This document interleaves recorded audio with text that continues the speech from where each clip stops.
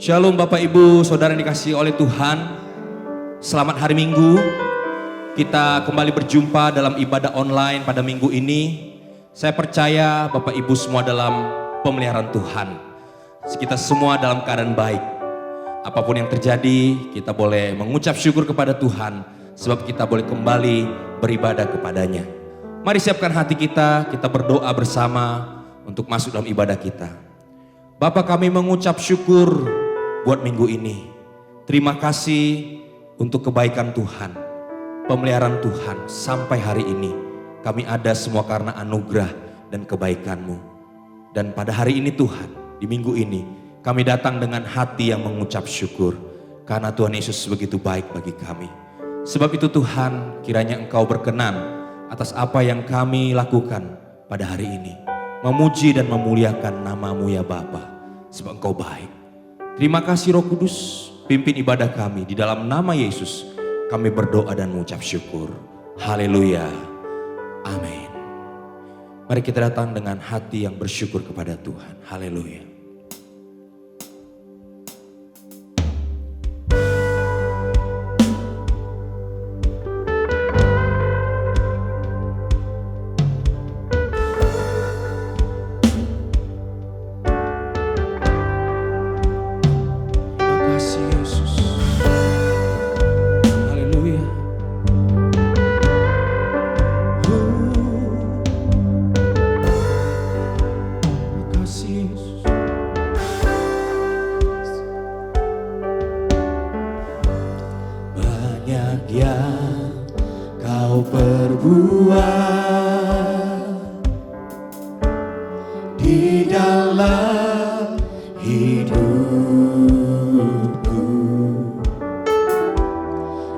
Rancangan indahmu terjadi di hidupku, Bapa yang mengerti segala yang ku kasih-Mu sempurna, nyata dalam hidupku. Ku bersyukur Bapa, ku bersyukur Tuhan, buat kasih setia-Mu di dalam hidupku. Ku bersyukur,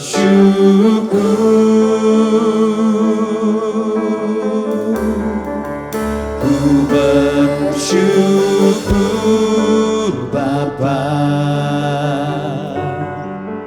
ku bersyukur Tuhan, buat kasih setia-Mu di dalam hidupku. Ku bersyukur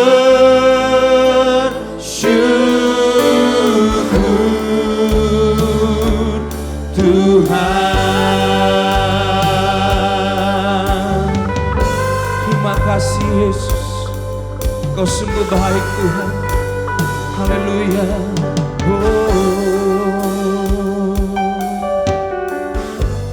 Banyak yang Kau perbuat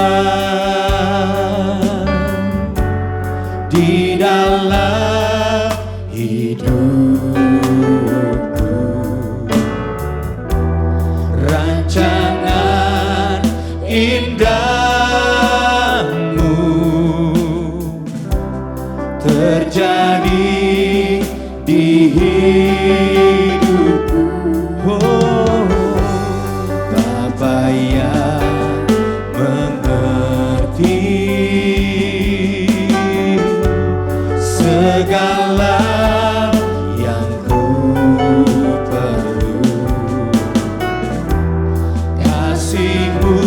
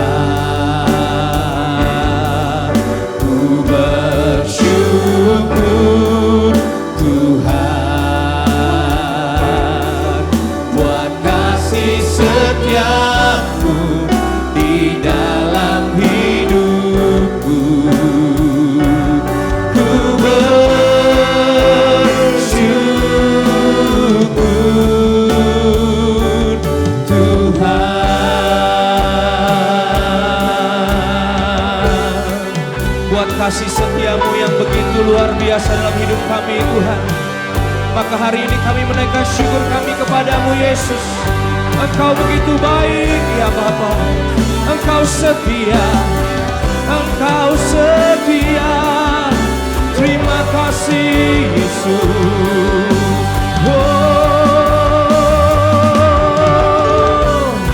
Haleluya. Haleluya. Ku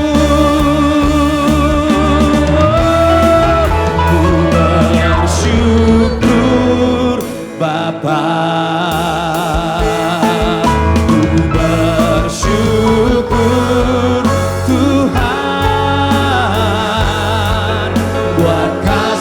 Setiamu di dalam hidupku, ku bersyukur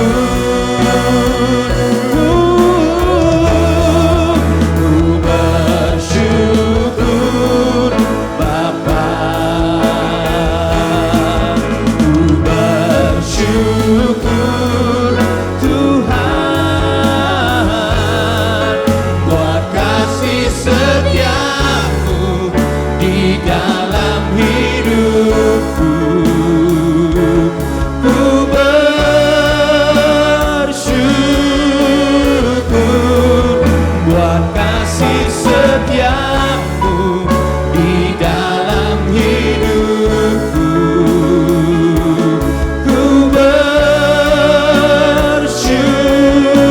buat kasih setiamu, buat kasih setiamu di dalam hidupku. Ku bersyukur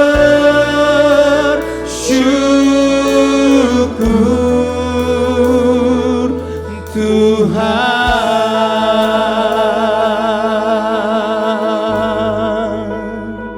Terima kasih Yesus. Mari naikkan syukur kita kepada Tuhan.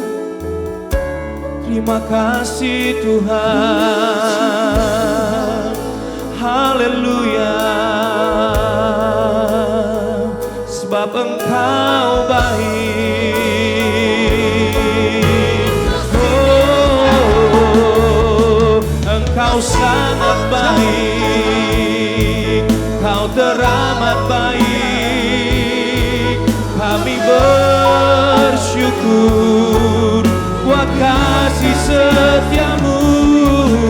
Terima kasih Yesus.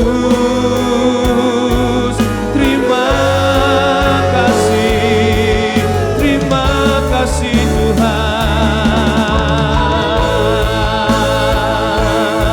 Mari umatnya persembahkanlah syukur kepadanya sebagai korban puji-pujian yang menyenangkan hatinya. Katakan terima kasih. Apapun keberadaanmu pada hari ini, biarlah ada ucapan syukur yang terus terucap mengalir ke tahtanya.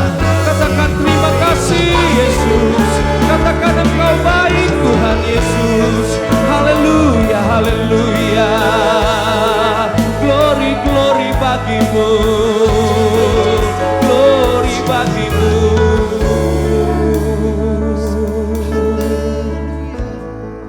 Terima kasih Yesus. Terima kasih Yesus. Kau baik Yesus. Ku mau selalu bersyukur, selalu bersyukur. Kau Tuhan yang setia, yang selalu menopang. Ku mau selalu bersyukur, selalu bersyukur. Kau Bapakku yang setia. Ku mau selalu bersyukur, selalu bersyukur. Kau Tuhan yang setia, yang selalu menopang. Ku mau selalu bersyukur, selalu bersyukur. Kau Bapa-Ku yang setia. Katakan lagi, Ku mau selalu bersyukur, selalu bersyukur. Kau Tuhan yang setia, yang selalu menopang. Ku mau selalu bersyukur, selalu bersyukur. amin. Kau Bapa-Ku yang setia. Biarkan musik saja angkat pujian ini. Mari umat Tuhan, biarlah terus ada ucapan syukur kepada Tuhan. Dia Bapa yang setia, Dia Allah yang setia, yang menopang hidup kita. Sampai hari ini kalau kita ada semua karena kasih dan kebaikan-Nya. Biarlah kita bersyukur dan berterima kasih untuk kasih-Nya, untuk kebaikan-Nya. Haleluya. Oh, terus biarkan musik mengangkat pujian ini. Haleluya. Mari angkat tanganmu di hadapan Tuhan. Oh, bersyukurlah kepada-Nya. Sembahlah Dia. Haleluya, haleluya, haleluya. Terima kasih Yesus. Haleluya. Oh, haleluya. Ku mau selalu bersyukur, selalu bersyukur. Kau Tuhan yang setia, yang selalu menopang. Ku mau selalu bersyukur, selalu bersyukur. Kau Bapa-Ku yang setia.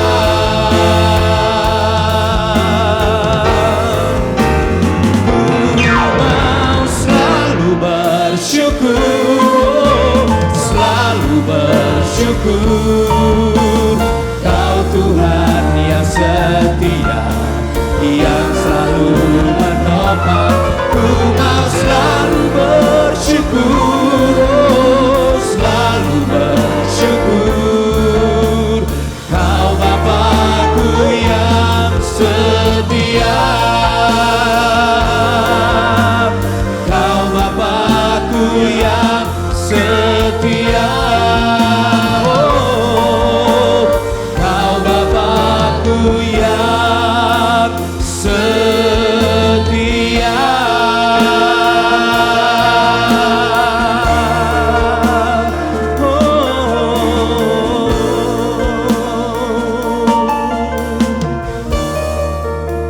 Biarlah kami selalu bersyukur apapun keberadaan kami. Karena kami tahu di balik ucapan syukur, kuasa-Mu bekerja Tuhan. Kami terus bersyukur untuk keadaan bangsa kami dan kota kami. Kami terus bersyukur sebab kami tahu bahwa Engkau Allah yang merancangkan yang baik dalam kehidupan kami. Dan dalam keadaan yang sedang terjadi yang Kau izinkan Tuhan, biarlah kami terus mau mengenal-Mu, menyembah-Mu lebih lagi. Terima kasih Tuhan Yesus. Terima kasih Bapa.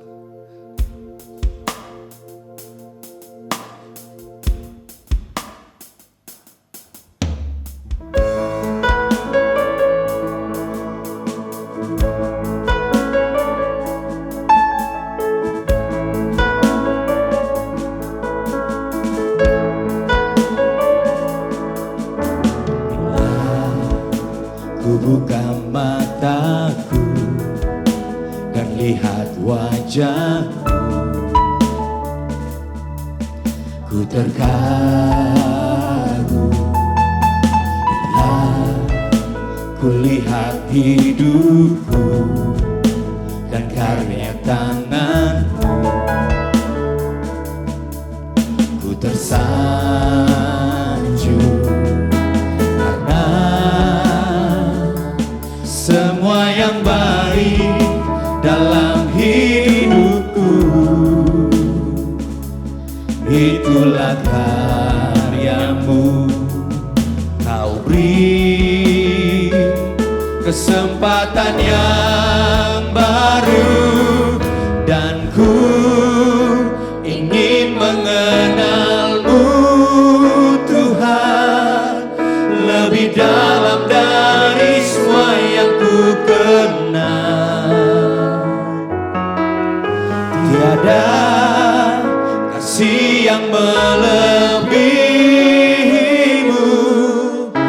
ada untuk menjadi penyembah-Mu.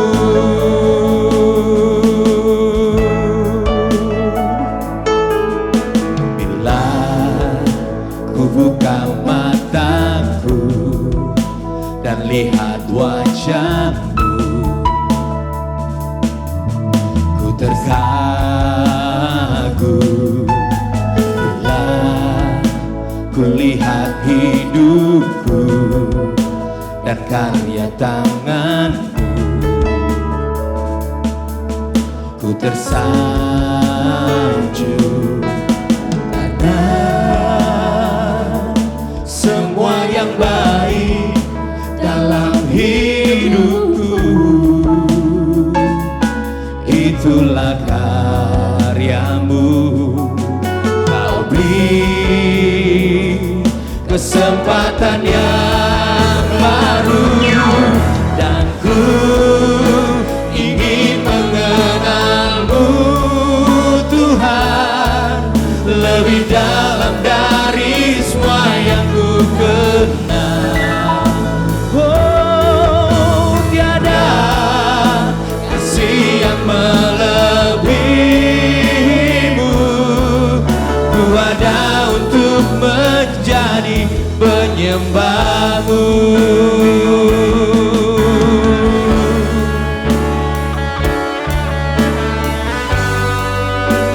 Haleluya. Makasih ya Bapa.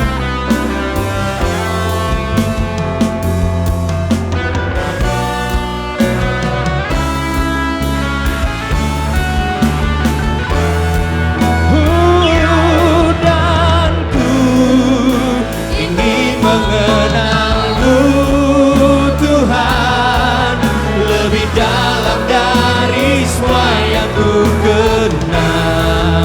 Oh, tiada kasih yang melebihi-Mu. Ku ada untuk menjadi penyembah dan ku ingin mengenal-Mu dan ku ingin mengenal-Mu Tuhan lebih dalam dari semua yang ku kenal. Tiada kasih yang melebihi-Mu. Ku ada untuk menjadi penyembah-Mu dan ku ingin mengenal-Mu Tuhan lebih dalam dari semua yang ku kenal. Tiada kasih yang melebihi-Mu. Ku ada untuk menjadi penyembah-Mu. Ku ada untuk menjadi penyembah-Mu. Ku ada untuk menjadi penyembah-Mu.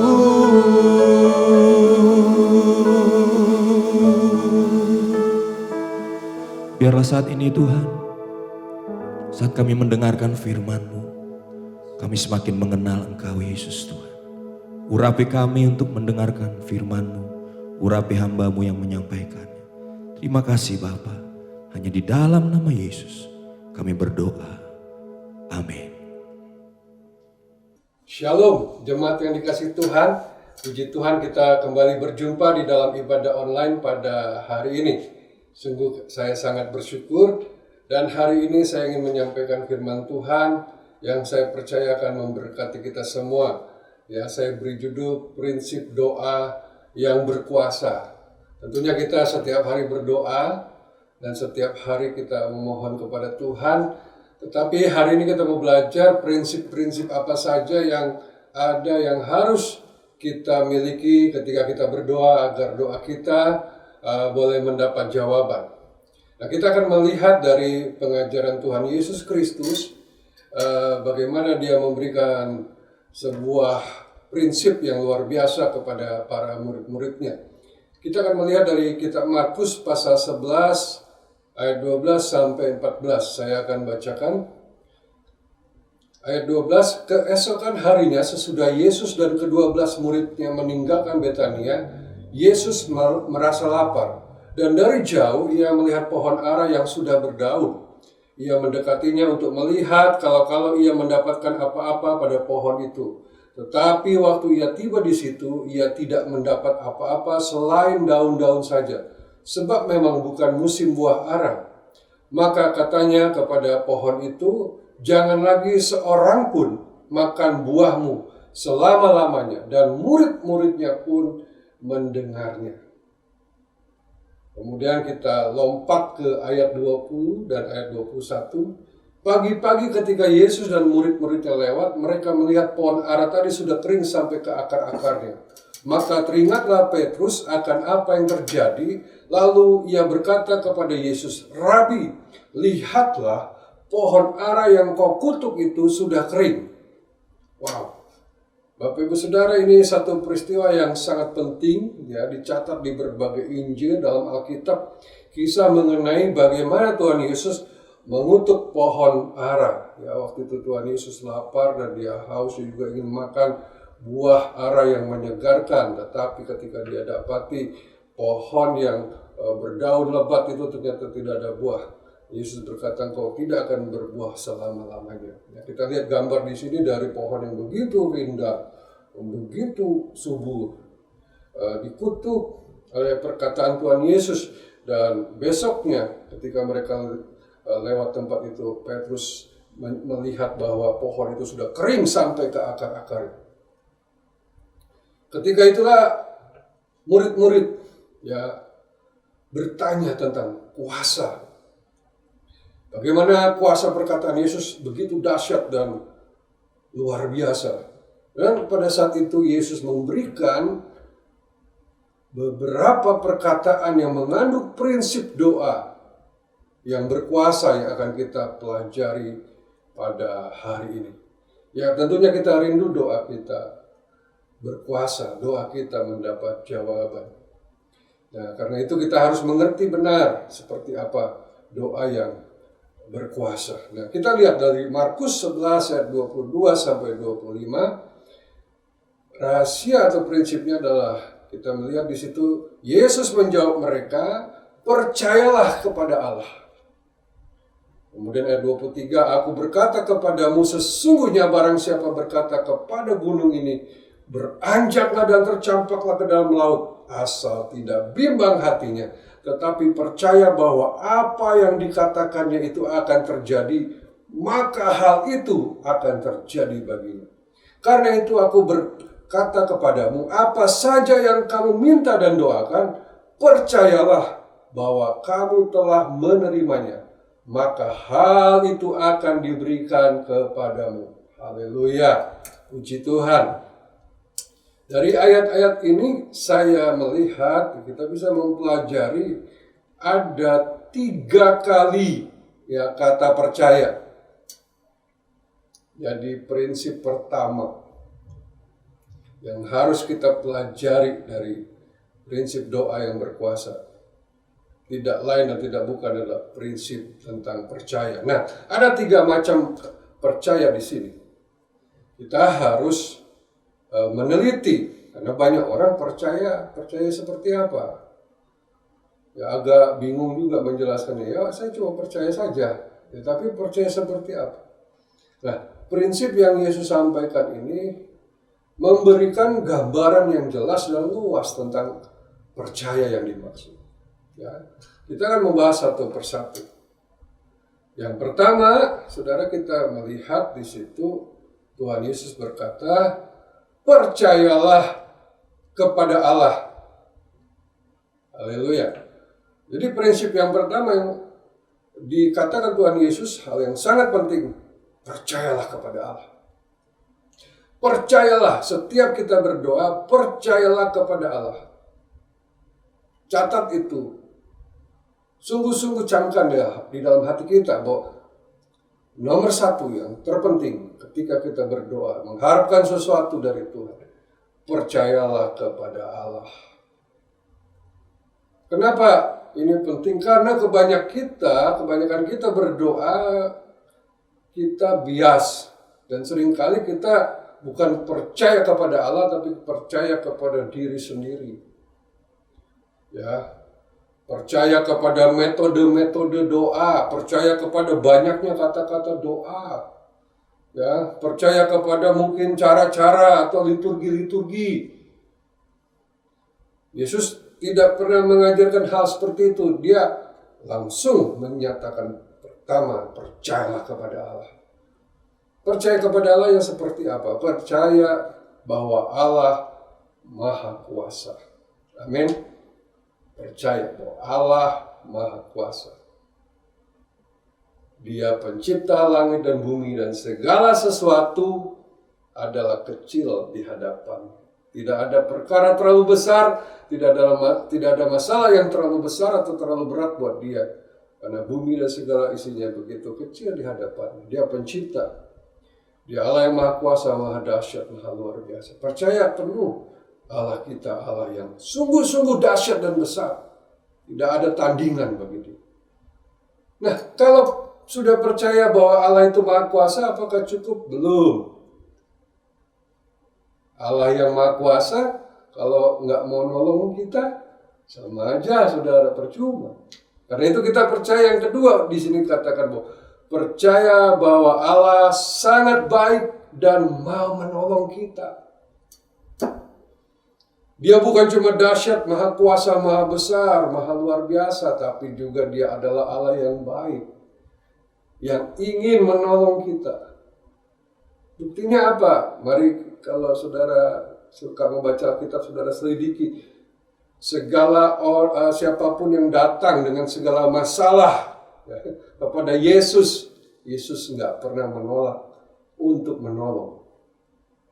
Tidak pernah Tuhan Yesus memberikan kesulitan untuk mendapatkan jawaban. Siapapun yang datang padanya, sakit, masalah, seberat apapun, bahkan kematian, Tuhan Yesus selalu mau menolong. Dan dia sangat baik. Dia merindukan keadaan yang terbaik buat kita. Karena itu saudara harus percaya bahwa Tuhan ingin menolong. Dia Allah yang baik. Kalau saudara nggak percaya Tuhan mau menolong, percuma kita berdoa. Kita akan mengharapkan yang terburuk mungkin. Tapi kita percaya setiap kita datang kepada Allah, selain kita percaya Dia Maha Kuasa, Dia adalah Allah yang baik dan mau menolong kita. Haleluya, amin. Yang ketiga di sini percaya kepada Allah, yaitu percaya bahwa bagi Allah tidak ada yang mustahil. Bagi Allah tidak ada yang mustahil. Ya, beberapa ayat dalam Alkitab menyatakan hal itu. Tidak ada yang mustahil. Tidak ada yang sukar. Tidak ada yang sulit bagi Tuhan. Ya, ini kunci yang sangat luar biasa. Dalam Amsal 3 ayat 5 berbunyi demikian. Percayalah kepada Tuhan dengan segenap hatimu dan janganlah bersandar kepada pengertianmu sendiri. Haleluya, amin. Nah saudara, ketika kita percaya, nanti ada ayat berikutnya akan kita bahas. Ini akan menjadi fondasi juga buat ayat berikutnya. Percayalah kepada Tuhan tuh dengan segenap hati. Jangan sisakan keraguan. Jangan taruh sedikit pun rasa tidak percaya, karena itu akan menghalangi kita. Percayalah. Kadang-kadang pengetahuan kita, pengalaman kita, pengertian kita membuat kita sulit percaya penuh. Nah, kita harus singkirkan dulu hal-hal seperti itu. Percayalah dengan segenap, dengan seluruh. Ya, tidak ada menyisakan sedikit pun keraguan. Nah, memang ini tidak mudah, saya akui. Ya. Kita sadar bahwa dalam doa kita seringkali ya kita ragu, kita bimbang. Karena itu ayat yang kedua dikatakan selain percaya kepada Allah, yang kedua adalah prinsip yang kedua, percaya bahwa apa yang dikatakannya itu akan terjadi. Ya, tadi kita udah belajar tentang percaya kepada Allah, Allah yang Maha Kuasa, Allah yang Maha Besar, Maha Dahsyat. Dan Dia juga Allah yang baik dan mau menolong saudara. Ya, dikatakan juga Allah kita adalah Allah yang baginya tidak ada yang mustahil. Kita harus percaya dengan segenap hati kepada Dia. Nah, sekarang kita percaya kepada apa yang kita katakan itu akan terjadi bagi kita. Haleluya. Ayat 23 berbunyi demikian. Aku berkata kepadamu, sesungguhnya barang siapa berkata kepada gunung ini, beranjaklah dan tercampaklah ke dalam laut, asal tidak bimbang hatinya, tetapi percaya bahwa apa yang dikatakannya itu akan terjadi, maka hal itu akan terjadi baginya. Puji Tuhan. Powerful banget saudara ya, luar biasa ini. Dikatakan di sini bahwa barang siapa berkata kepada gunung ini, ya, Tuhan Yesus memberikan perumpamaan yang luar biasa. Pada gunung ini beranjak, tercampak ke dalam laut, asal tidak bimbang hatinya. Tapi percaya bahwa apa yang dikatakannya itu akan terjadi, maka hal itu akan terjadi baginya. Tuhan Yesus memberikan sebuah perumpamaan tentang hal yang sangat mustahil, gunung dipindahkan. Tetapi Tuhan Yesus berkata kalau nggak bimbang, tapi percaya penuh apa yang dikatakan itu akan terjadi, maka hal itu akan terjadi kepadanya. Jadi yang kedua adalah mempercayai perkataan kita. Perkataan kita ucapkan dengan iman. Perkataan kita ucapkan dengan penuh kepercayaan bahwa itu akan terjadi. Luar biasa. Nah, seperti tadi yang sudah saya bahas, singkirkan kebimbangan, keraguan, ketidakpercayaan. Ketika kita memperkatakan itu benar-benar, kita memperkatakannya dengan segenap hati, bahwa itu akan terjadi, maka akan terjadi. Nah, pertanyaannya begini, mengapa kita harus percaya dan tidak perlu bimbang bahwa apa yang kita katakan itu akan terjadi? Mengapa kita harus percaya dan tidak perlu bimbang? Jawabannya luar biasa saudara. Dikatakan ya dalam banyak ayat di dalam Alkitab, oh Tuhan Yesus telah membayar dan mengerjakan segala-galanya di kayu salib. Oh haleluya. Tuhan Yesus sudah membayar dan mengerjakan segala-galanya di kayu salib untuk kita. Saya akan jelaskan ya. Di dalam proses ya, penyaliban Tuhan Yesus, penderitaan yang dialami Tuhan Yesus begitu banyak. Saya tidak perlu jelaskan, saudara mungkin sudah sering mendengar, sudah sering lihat cuplikan ya, film-filmnya dan sebagainya. Tapi hari ini saya mau sampaikan bahwa terjadi di sana pertukaran. Saya pernah juga khotbahkan ini. Tuhan Yesus telah mengerjakan semua untuk kita dengan cara melakukan pertukaran di kayu salib. Coba kita lihat slide ini. Di situ dikatakan Yesus menjadi berdosa supaya kita dibenarkan. Kita yang nggak benar datang pada Yesus dan kita percaya Dia sudah menjadi berdosa supaya kita dibenarkan.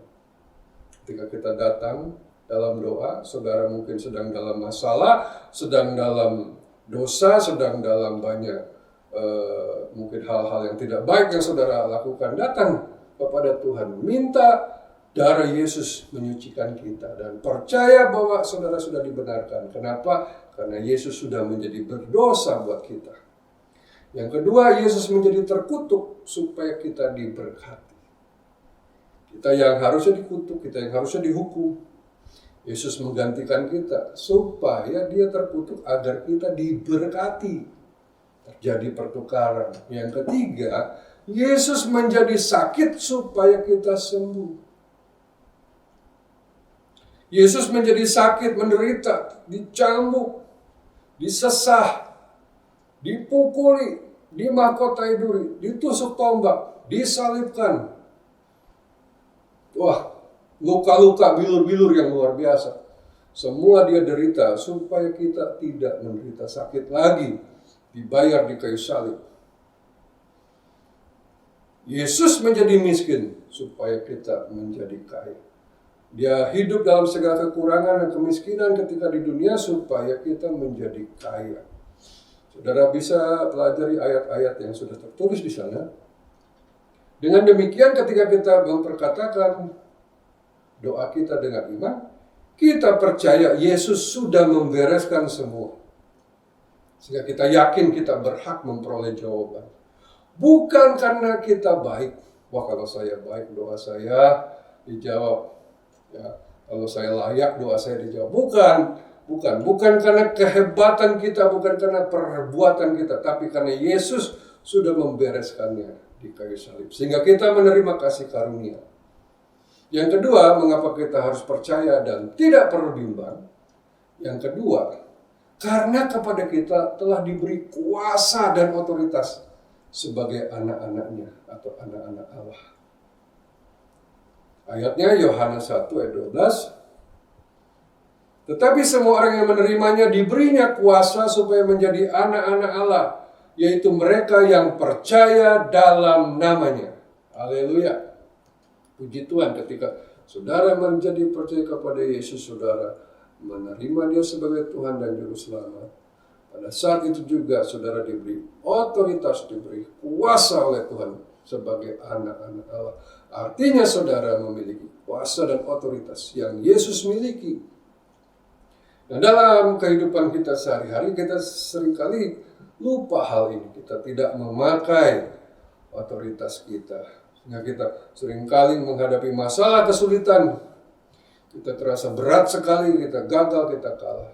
Tapi hari ini ingat, pada saat engkau percaya, engkau diberi kuasa. Pakai kuasa itu, otoritas itu.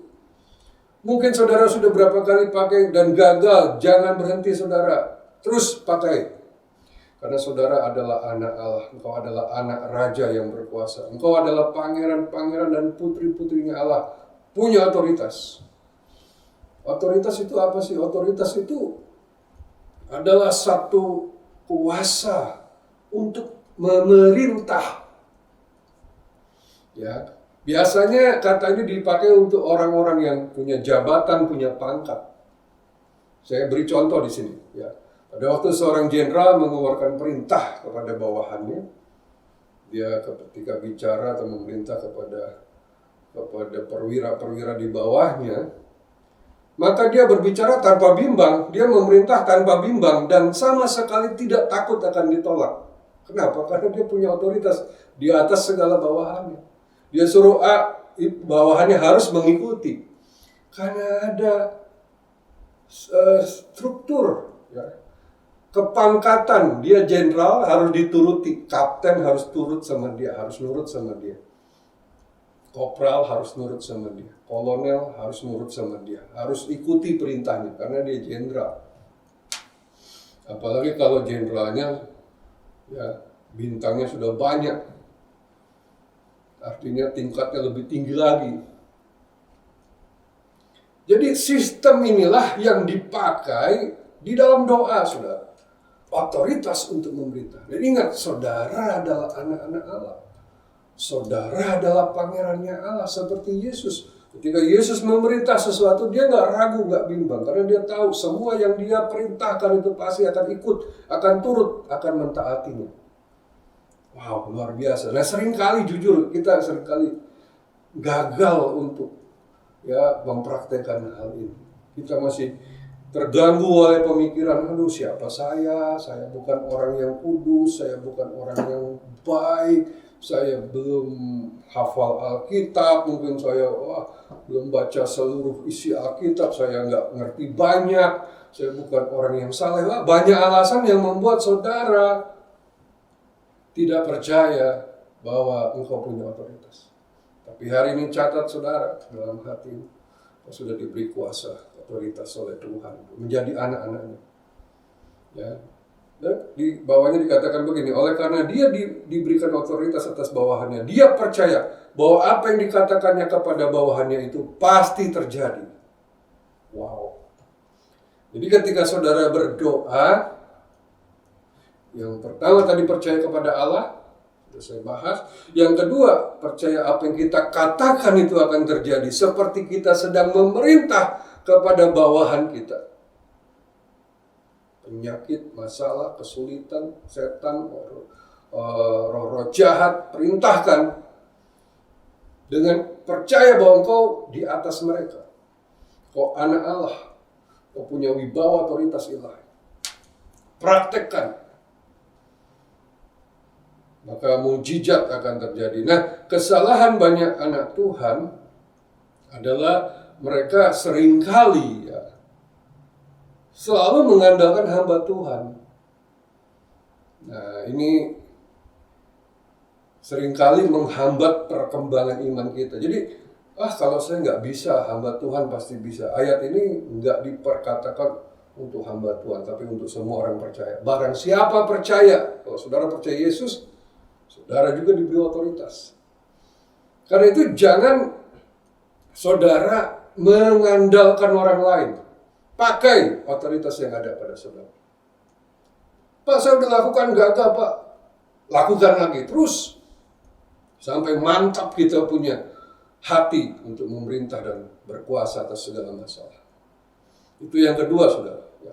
Yang pertama, percaya kepada Allah. Yang kedua, percaya bahwa apa yang dikatakannya akan terjadi. Karena ada otoritas di dalam kita. Kita memerintah dan itu pasti terjadi. Yang ketiga, saudara, percaya bahwa kita sudah menerima apa yang kita doakan. Apa yang kita perkatakan. Mantap ini, saudara. Ya, ayat 24. Karena itu aku berkata kepadamu, apa saja yang kamu minta dan doakan, percayalah bahwa kamu telah menerimanya, maka hal itu akan diberikan kepadamu. Puji Tuhan. Saudara, jadi ini penting sekali bahwa setelah kita berdoa, kita percaya seolah sudah menerima. Saya mau sedikit memberikan sebuah pemahaman di sini, karena banyak orang berdoa tapi berdoanya bukan berdoa dengan prinsip yang benar. Jujur, banyak sekali anak Tuhan, orang Kristen kalau berdoa itu meratapi nasib, meratapi masalah, meratapi keadaan. Jadi doanya itu bukan memuliakan Tuhan, tapi doanya itu memuliakan masalah. Nangis seolah-olah benar-benar masalahnya terlalu berat dan dia udah nggak sanggup dan seolah-olah nggak ada yang bisa tolong dia. Dia menangisi dirinya, menangisi nasibnya, dia meratapi keadaannya, berkeluh kesah, ya mungkin juga malah dia bersungut-sungut. Ya, akhirnya saudara, apa yang dikatakannya itu yang terjadi. Yang dikatakannya itu bukan iman, tapi memperburuk keadaan. Sudut pandang yang salah. Saya tidak setuju doa seperti ini. Berhenti berdoa seperti itu. Karena itu iman negatif. Tuhan gak pernah mengajar seperti itu. Gak perlu kita meratapi nasib seperti itu. Saya punya keyakinan Allah kita tidak tertarik dengan masalah kita. Dia gak tertarik dengan pergumulan kita. Dia tertarik pada iman kita. Ya, saudara bisa buktikan dalam kehidupan. Karena begitu banyak di dunia orang menderita, punya masalah. Mungkin saudara masalahnya nggak terlalu besar dibanding orang lain. Tapi itu nggak menarik perhatian. Itu nggak membuat Tuhan jadi merasa berhutang atau merasa harus menolong. Yang membuat Tuhan bergerak dan bertindak adalah iman kita, saudara. Bukannya masalah kita. Catat itu, saudara. Nah, karena itu, saudara, setelah kita berdoa, setelah kita meminta, setelah kita memperkatakan dengan iman, dengan otoritas apa yang kita doakan, saudara harus tahu bahwa respon setelah berdoa itu menentukan hasil doa kita. Karena itu habis berdoa, saudara tetap memberikan respon yang benar. Saudara yang sakit habis berdoa, habis memerintah supaya penyakit pergi, harus ada respon yang benar. Saudara yang sedang kesusahan masalah ekonomi, setelah berdoa, setelah memerintah, setelah percaya, saudara harus tetap memiliki respon yang benar. Karena itu, perhatikan apa yang Anda pikirkan setelah berdoa. Coba, apa yang Anda pikirkan sehabis berdoa? Apa yang Anda rasakan setelah berdoa? Apa yang Anda lakukan setelah berdoa? Itu menentukan hasil. Jadi seperti apa dong respon kita seharusnya setelah kita berdoa? Nah, respon yang benar itu seperti ini. Karena Tuhan Yesus katakan, percayalah bahwa apa yang kau minta sudah engkau terima. Jadi, yang harus kita lakukan setelah berdoa adalah seperti ini. Mari kita lihat. Yang pertama, pikirkan.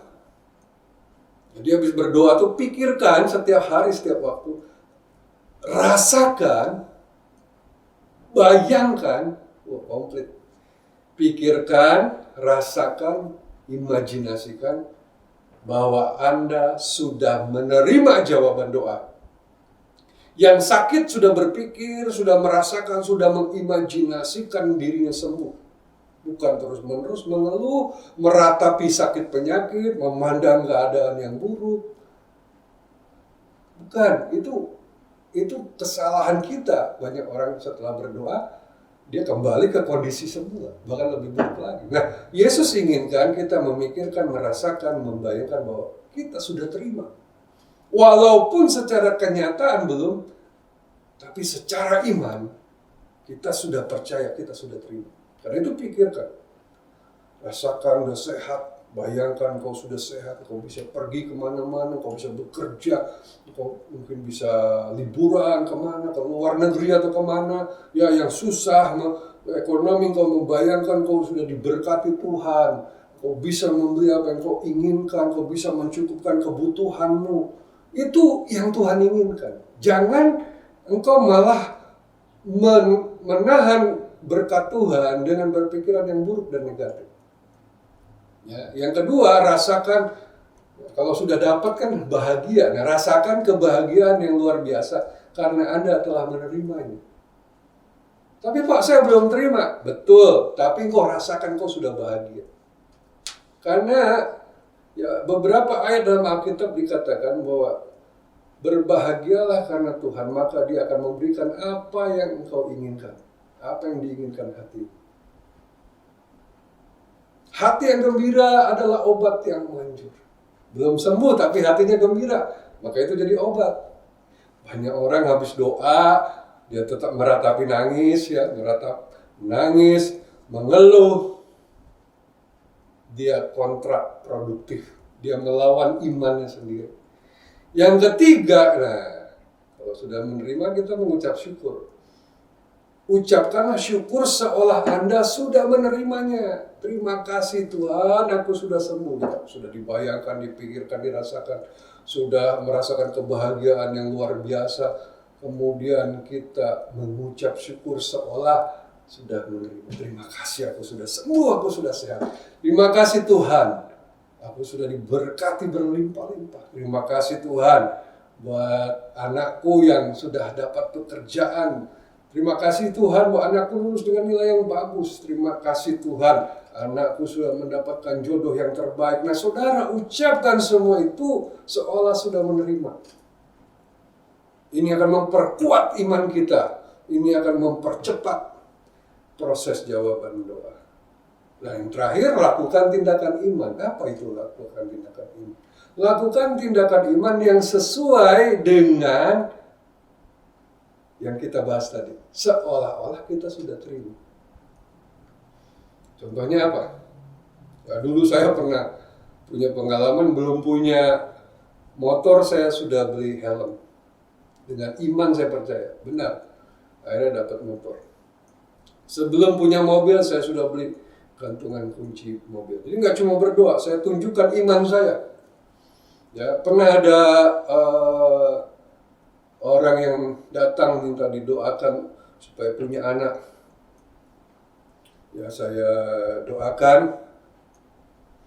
Kemudian saya berkata begini, tidak cukup doa sekali begini saja, tapi kamu harus berdoa setiap hari, tetapi rubah cara berpikirmu.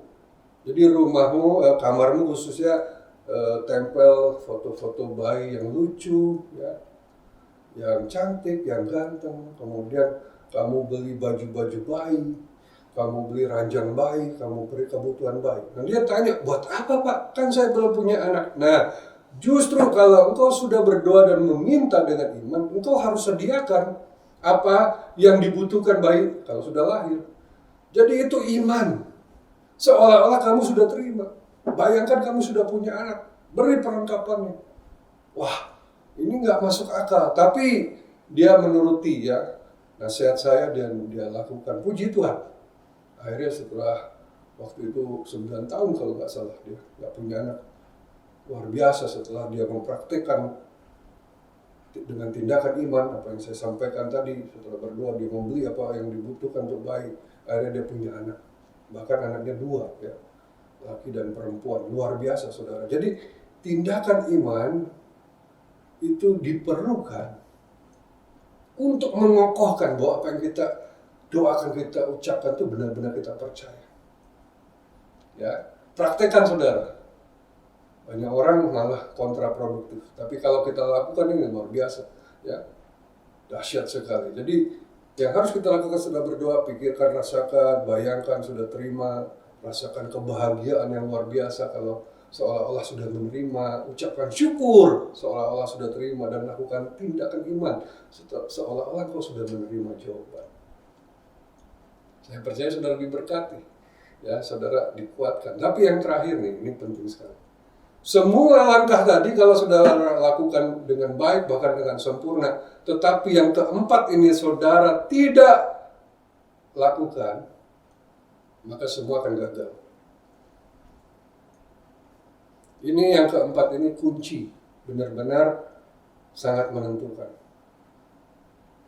Jadi saya sangat berharap kalau saudara ingin doamu dijawab, yang keempat ini benar-benar saudara harus sungguh-sungguh alami, lakukan. Yang keempat apa? Saudara, Markus 11 ayat 25. Dan jika kamu berdiri untuk berdoa, ampunilah dahulu sekiranya ada barang sesuatu dalam hatimu terhadap seseorang, supaya juga Bapamu yang di sorga mengampuni kesalahan. Kebanyakan orang membaca ayat 22 sampai 24. Wah ya bagus itu. Tentang percaya pada Tuhan, percaya kepada perkataannya akan terjadi, percaya bahwa dia sudah menerima, itu luar biasa. Tetapi seringkali kita nggak membaca ayat berikutnya. Ini pada kuncinya menentukan sekali. Dan jika kamu berdiri untuk berdoa, ampunilah dahulu sekiranya ada barang sesuatu dalam hatimu terhadap seseorang, supaya juga Bapamu yang di sorga mengampuni kesalahan-kesalahan. Jadi kalau kita punya masalah dengan orang lain, ada orang lain menyakiti kita, membenci kita, merugikan kita, berbuat jahat kepada kita. Kalau saudara ingin doamu dijawab, maka engkau harus mengampuni terlebih dahulu. Tapi Pak, dia yang salah, dia yang begini, dia tidak ada alasan apapun, saudara. Alkitab berkata, ampunilah, berarti orang itu memang bersalah kepada kita. Ampunilah orang yang bersalah kepada. Ini sangat menentukan. Karena itu kemarahan, kebencian, dendam akan menjadi penghalang yang sangat besar bagi doa-doa kita, saudara. Ampunilah. Kita tidak bisa mencegah orang untuk menyakiti kita. Kita tidak bisa menghalangi. Semua orang bisa saja menyakiti kita, bahkan tanpa alasan. Dengar saudara, sekalipun kau berbuat sangat baik pada seseorang, orang itu bisa saja membalas dengan kejahatan. Kita nggak bisa mencegah itu. Memang itulah manusia. Tetapi kita bisa mencegah hati kita untuk membenci dan dendam kepadanya. Kita bisa tetap mengampuni dan mengasihi dia. Kalau doamu ingin dijawab, ampunilah orang yang bersalah. Ya, ampunilah. Lupakan. Serahkan pada Tuhan. Penghakiman itu milik Tuhan. Saudara ampuni saja. Saudara berkati, doakan saja orang. Hai suami, jika engkau tidak mengampuni istrimu, doamu akan terhalang. Hai istri, jika engkau tidak mengampuni suamimu, doamu akan terhalang. Hai anak Tuhan, jika engkau tidak mengampuni orang yang bersalah kepadamu, doamu akan terhalang. Karena itu perintah Tuhan dalam Kolose 3 ayat 13 katakan, sabarlah kamu seorang terhadap yang lain, dan ampunilah seorang akan yang lain apabila yang seorang menaruh dendam terhadap yang lain. Sama seperti Tuhan telah mengampuni kamu, kamu perbuat jugalah demikian. Haleluya. Jadi saudara, kalau ada orang menyakiti kamu, ingat engkau juga telah menyakiti hati Tuhan, telah berdosa. Tuhan ampuni, bahkan mati di kayu salib. Karena itu katanya tadi Alkitab berkata bahwa kamu pun harus mengampuni sama seperti Tuhan telah mengampuni kamu.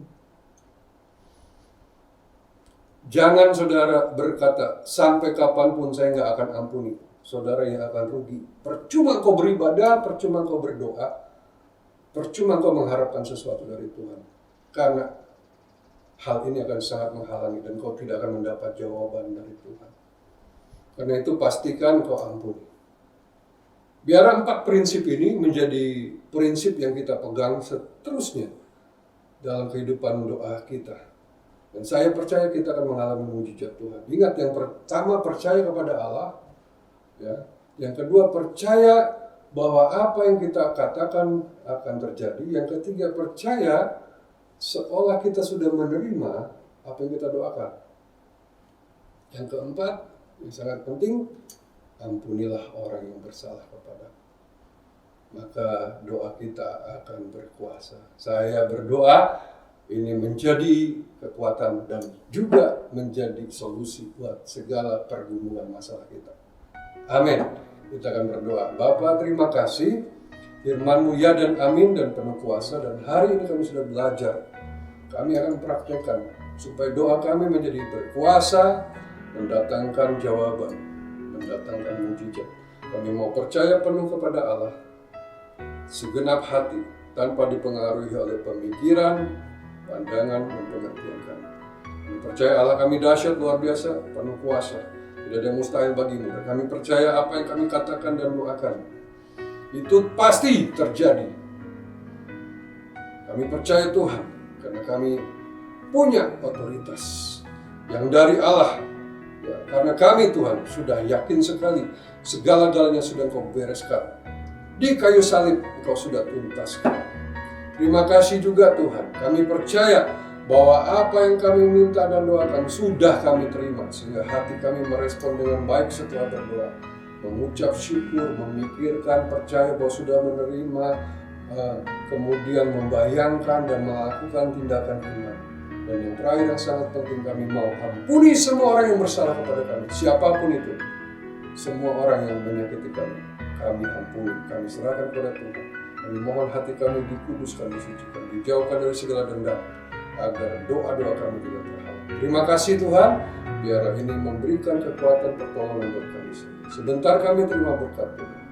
Terimalah berkat berlimpah-limpah dari Allah Bapa, kasih sayang, kemurahan, rahmat dari Tuhan Yesus Kristus, penyertaan, urapan, kuasa, otoritas, pertolongan, penghiburan, dan persekutuan bersama Roh Kudus menyertai kami sekalian mulai hari ini sampai selamanya.